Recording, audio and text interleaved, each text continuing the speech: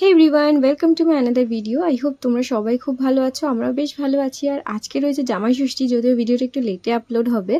তো তোমরা ভিডিওটা শেষ পর্যন্ত দেখো এবং জানিও কেমন লাগলো। আজকে আমাদের বাড়িতে অরণ্য ষষ্ঠী নিয়ম রয়েছে, সেটাই পুজো করব। তোমরা শুরু থেকে দেখো তাহলে। এখন চলে এসেছি ঠাকুর ঘরে, আর এখন সব কিছু প্রিপারেশন হবে, তোমাদের দেখাই। এই যে এখানে সমস্ত কিছু রয়েছে। তো আমি ষষ্ঠীতলা যাই না, আমি বাড়িতেই পুজো করি। তো এই যে সমস্ত প্রিপারেশন রয়েছে, সেটা তোমাদের দেখাচ্ছি। আমি স্নান করে আসলাম। স্নান হয়ে যাওয়ার পরে আমি মায়ের একটা শাড়ি পরে রেডি হয়ে গেছি। এখন পুজো করব। আমাদের বাড়িতে অরণ্য ষষ্ঠীর নিয়ম রয়েছে, সেই জন্য আমরা বাড়িতে যেটুকু পারি সেটুকু মতো আয়োজন করে পুজো করি। আর এই যে দেখো সমস্ত কিছু আমি একটু দেখে নিচ্ছিলাম, তারপরে দেখলাম যে কয়েকটা জিনিস মিসিং রয়েছে, সেটা আনার জন্য আমি বাজারে যাচ্ছিলাম।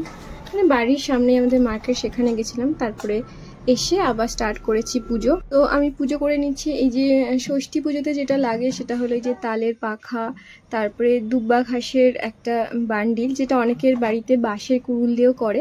তারপরে যে হলুদ সুতো, ফল, এগুলোই মানে যেটুকু আমি নিয়ম জানি। আমি লাস্ট 2 বছর ধরে এই পুজোটা করছি।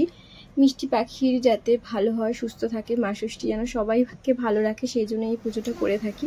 তারপরে দেখো এই যে চলে এসেছে মিষ্টি পাখি পুজো করতে। তো ওকে একটুখানি আমি প্রদীপের তাপ দিয়ে নিচ্ছিলাম। তারপর ও দেখো আমাকে দেখা দেখি ও নাকি আমাকে দেবে, তো হাতটা বারবার করে প্রদীপের উপরে দিয়ে দিচ্ছিল। তো সেই জন্য আমি বললাম থাক, আমি তোকে হেল্প করি, চল।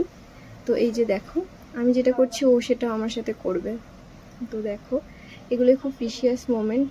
সবাইকে ভালো রাখুক মা ষষ্ঠী, সব বাচ্চাদের ভালো রাখুক। তো দেখো এর মধ্যে পুজো আমার হয়ে গেছে। তো রেডি হবো, রেডি হয়ে যাবো ওই বাড়ি। তাহলে চলো দেখা হচ্ছে। গাইজ আমরা যাচ্ছি এখন জামাই ষষ্ঠী খেতে। কত বছর ধরে জামাই ষষ্ঠী খেতে যাচ্ছে বলো? কিছু বলো।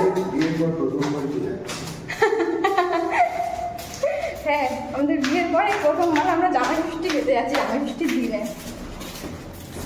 ভেবেছিলাম যে একটু সুন্দর করে শাড়ি পরে রেডি হয়ে যাব, কিন্তু উপোস করে পুজো করে অনেকটা দেরি হয়ে গেছে। তারপরে বাইরে মিনিমাম 50 ডিগ্রি ছিল, তো এর মধ্যে আর রেডি হতে ইচ্ছা করো না, এইভাবেই চললাম বাড়ি।